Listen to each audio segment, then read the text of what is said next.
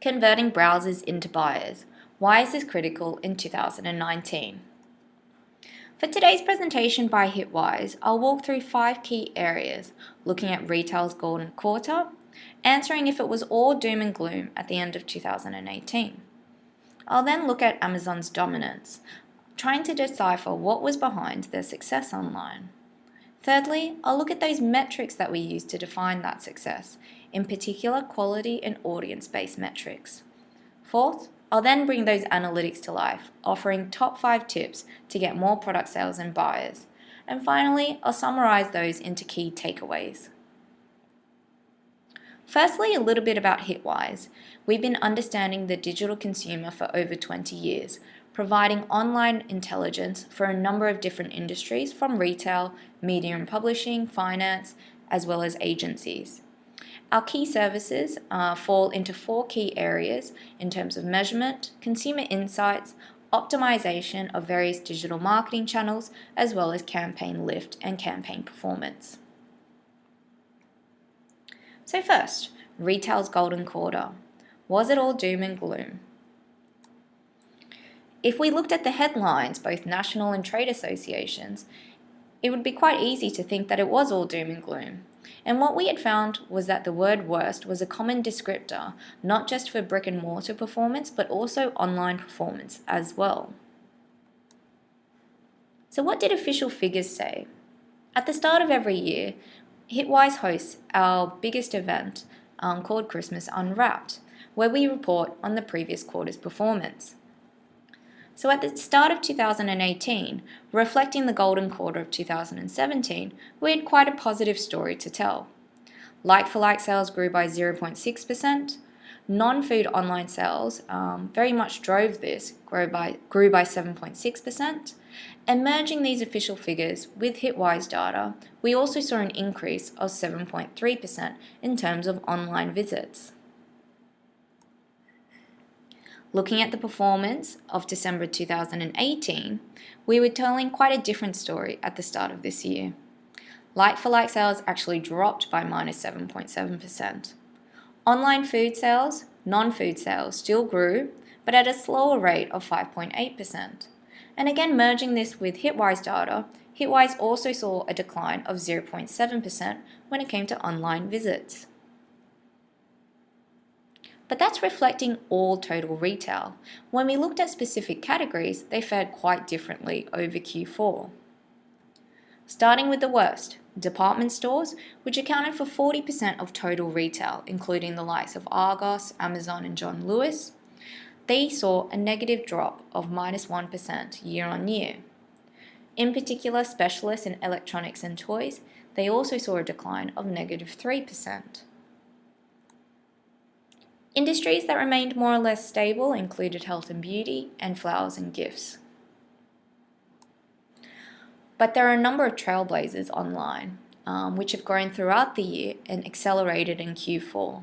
This included fashion, which rose by 5% year on year, house and garden, which rose by 6% year on year, and groceries and alcohol, which shot up by 9% year on year. So a lot of that growth is to do with the general migration of offline to online. But in particular, there was a number of standouts that had a fantastic golden quarter. This included Tesco, which reported their best Christmas in a decade. As well, Aldi, they also recorded their best Christmas, saying this was driven by their premium food range. Outside of supermarkets, department stores like Selfridges saw an increase of 8% in terms of their sales over December. Manufacturer brands like SodaStream, their visits shot up by 142% over Black Friday. And this is beyond retail, manufacturers and retailers. Delivery food service Domino's also sold 12 pizzas every second on Black Eye Friday, which is the Friday before Christmas. But we can't talk about standouts without mentioning Amazon. Amazon doesn't release their official figures, but they did say that they broke all Cyber Week sales records. So let's try and understand what was their success and what drove that online dominance. By firstly looking at the top 10 retailers in the UK over Q4. The top 10 account for 42% of all online retail traffic, which is quite significant. But Amazon alone accounts for 26% of all of that traffic. So that's looking at all visits that are happening in the retail industry. When we look at this based on visitor share, i.e. audience reach, Amazon is reaching almost 80% of all the retail audience online. So in other words, only 1 in every 5 people didn't visit Amazon's site from October to December.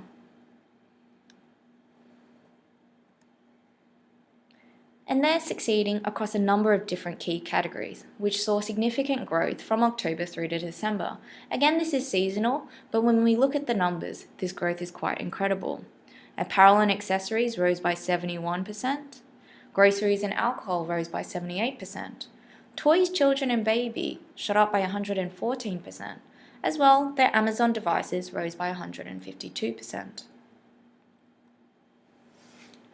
The e-tailer is also converting at a much higher rate than the industry average. So the bottom 2 lines is an aggregation of the top 30 retailers in terms of their conversion rates. So this is looking at the number of visits that lead to an online purchase. In terms of the industry average, the top 30 retailers are seeing about a 3% to 4% conversion rate over the golden quarter. Comparing this with the top 2 lines, which is actually Amazon's result, they are converting at over 2 times the size of the industry average. And in particular, this rises to 8.8% the week before Christmas, a significant increase year on year with what they saw last year, which was 7.5%. So what's driven that incredible conversion rate? We've come to expect deep discounts over the golden quarter on Amazon. For instance, over Cyber Week, a number of their top products were being offered at over 50%. This included SanDisks, Oral-B toothbrushes, Fitbit chargers, to even Michelle Obama's book, Becoming. The only hot product that wasn't offered at such a hefty rate was the Nintendo Switch, which was only offered at 10% off but was still the cheapest in the market. But looking beyond their top products, Amazon is converting quite high across a number of their key categories, including books and audio, which was converting at 13.9%, health and beauty, over 10% conversion. Additionally, groceries and alcohol, which converted at 14%, which we believe is very much driven by Amazon Prime and also their Amazon Fresh offering, and their Whole Foods acquisition as well. So on top of their deep discounts and high conversions across different retail categories, Amazon searches are also growing quite incredibly year on year. The number of search sessions grew to 1.3 billion to increase to 31% year on year. And to put this number into context, the number of clicks from Google to retail, it's still much larger at 3.9 billion, but it's dropped by 32%. So definitely a shift in terms of search sessions starting on Amazon from Google. So that's a lot of metrics to try and understand the performance of Amazon. Let's dig a little bit deeper as to how Hitwise defines those metrics. So firstly, at Hitwise, we track the entire consumer digital journey. We can see all online events, from search, browsing, visits to purchases, on both mobile and desktop devices. So let's unpack this for a very simple example. We're able to see quite granular levels of data by looking at the whole URL string. For instance, if someone were to perform a simple product search on Amazon, like looking for a different face wash, this is the URL string that a supposed person would receive. And at Hitwise, we're able to unpack a lot of meaning behind the URL string. For instance, we can identify the product name, the brand and its category by looking at its individual ASIN code. Through the URL string, we can also look at the search rank and sponsored, if it was sponsored or not, as well as determining the exact search term.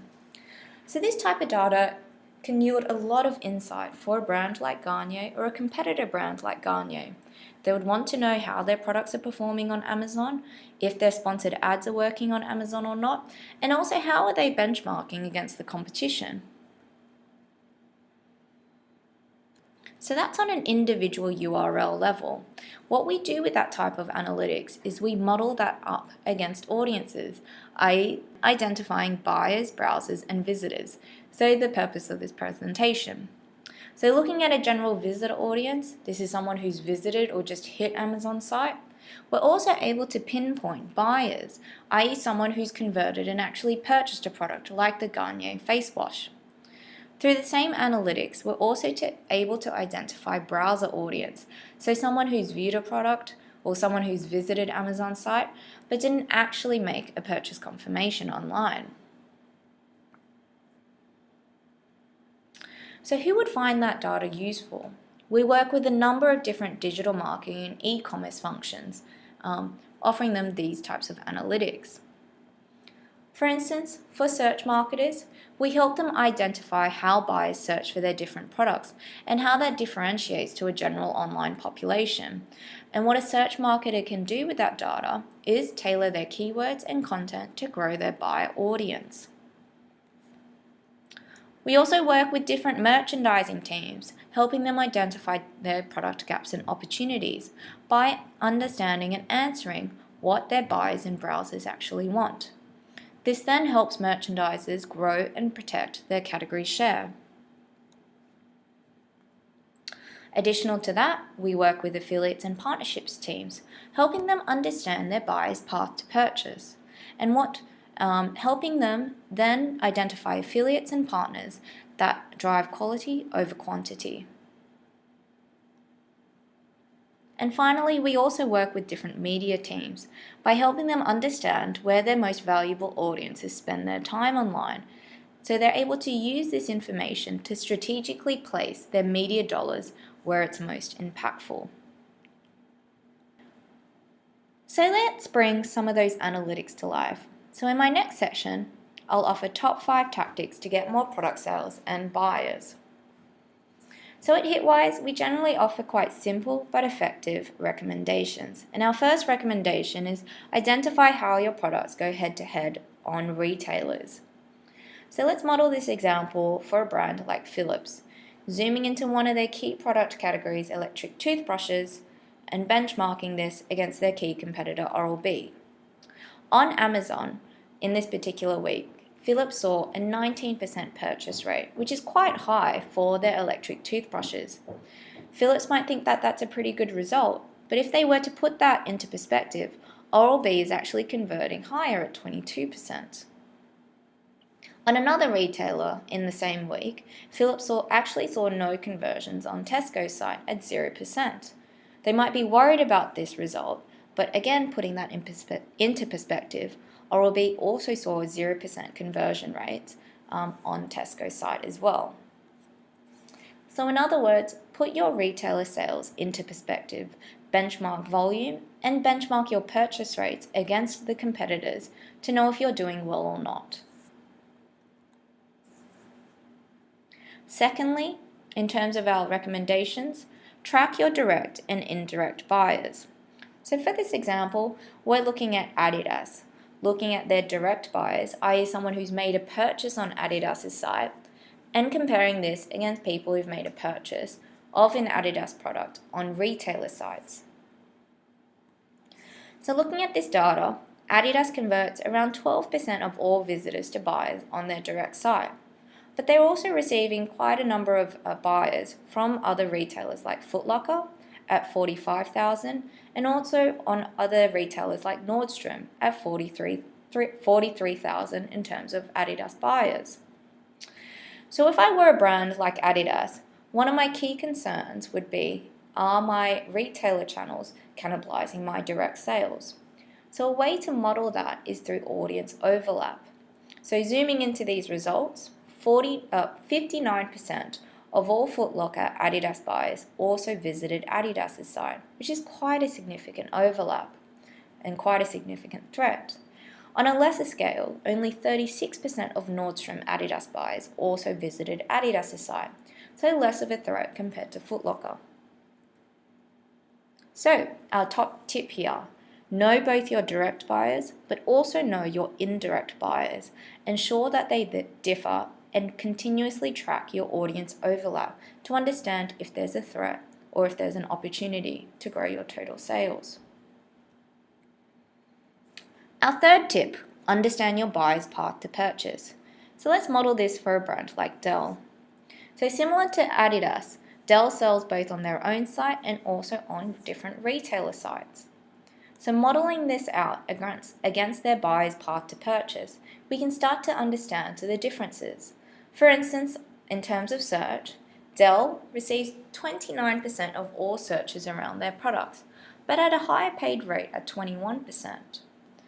When it comes to those Dell product searches, Amazon receives 10% of all those searches, but at a lower paid rate of 6%. Moving on to the next stage of the path to purchase, when it comes to browsing of different Dell products, Amazon by far has a much higher share in terms of page views at 2 million when it comes to Dell's laptops, compared to 623,000 page views on Dell's direct site. Walking through the next stage of their path to purchase, Dell, although sees a much higher number of actual purchases occurring on their site at 137,000 compared to 64,000 of Dell purchases on Amazon's site. So if I were Dell or a competitor brand of Dell, there's a lot of information I can unpack and a lot of insights I can get from looking at my different buyers' path to purchase. For instance, by looking at the search results, I can start to see what types of terms are actually going to Amazon and what are my buyers are actually searching for to try and lower that paid rate. Looking at browsing to purchases, Amazon attracts a large share of page views that just don't simply convert. If I wanted to grow my number of indirect sales on Amazon, I could, for instance, look at my competitor rates to see what I could do to try and position my products more competitively on Amazon. So our top tip here, track how your buyers discover your brand. Ensure you aren't doubling up on efforts and that you're differentiating each stage of the path to purchase. Our fourth tip, know what differentiates your buyers as well. So looking at this example for Zara, it's quite simple. Zara, they might think that they know their buyers quite well through their own CRM data, but a number of different digital analytics or just looking at their general online behaviors can paint a much broader picture behind who the Zara buyer is and comparing that against their Zara visitor. For instance, in terms of their searches, Zara buyers are looking at more specific products like velvet purses, leather boots, than a general Zara visitor that's looking at Zara bags, Zara dresses. We can also identify, for instance, where else their Zara buyer is looking, what other brands they're looking for online. And these includes fast fashion brands like And Other Stories, but also luxury high-end brands like Matches Fashion, compared to a Zara visitor who's more likely to look at sites like Superdry and Coast. On top of that, Zara buyers are also buying on direct competitors like H&M and ASOS, whereas a Zara visitor, they're more likely to purchase on sites like Boohoo and Argos. So our top tip here is understand what makes your buyers unique. Go beyond your CRM data and understand their wider digital behaviors to be able to target and grow them. And fifth, analyze the needs and interests of your potential buyers. So all of these other tips and analytics are focused on the buyer audience, but you can do them just as much for your browsers or your potential buyers as well. So for this example, we modeled this for supermarket Aldi. Let's say that Aldi wanted to further grow their organic food range. As we saw in their December results, their increased sales was very much driven by their premium food range. And let's say again that they really wanted to target a specific location like Manchester, seeing that as a strategic location for them. So to be able to target that audience, the organic food shopper, plus the Manchester-based audience, there's several things that Aldi could do. They could look at, for instance, this audience's specific food searches. For instance, what are the types of wines, alcohols, treats and health foods that this particular audience is looking for. On top of that, they could look at their wider grocery shop searches as well. And through this data, we can see that, for instance, this audience is also looking at same-day delivery services, different household products, and also seasonal searches as well. So our top tip here is analyze the digital behaviors of your potential buyers as much as your actual buyers. Use these to inform your own targeting strategies to grow your potential buyers. So in summary, in terms of the golden quarter, it wasn't all doom and gloom. Online retail has slowed down at the end of 2018, but it's still very much driving the industry's performance. The impact as well wasn't felt across the board, and if there's one stat to take away from this, it's that Domino's sold 12 pizzas every second on Black Friday. On top of that, Amazon's dominance online is very much clear. From their sheer volume of number of purchases, their category conversions, to the number of searches that are growing on Amazon, in contrast to the decline from Google. We also walked through a number of metrics to define Amazon's success. So when it comes to metrics, make sure that your KPIs account for quality just as much as volume. On top of that, measure each stage of the consumer's digital journey, from search through to purchase. And thirdly, understand the people behind the digital behaviors. So dissect your audience and segment your buyers from your browsers. On top of that, we also offered a number of different tips to grow product sales and also to grow your buyers. And these included identifying how your brand goes head-to-head on retailers. So in other words, look within a site to be able to compare and actually understand your performance. Measure your direct buyers versus indirect buyers, as we saw in the Adidas example. So understand the risks and track your various consumers' path to purchase. And finally, get to know your browsers as much as your buyers. So look at the digital behaviors such as visits, searches, and purchases on other sites, and look at that beyond your own CRM data. So that concludes our presentation in terms of converting browsers into buyers.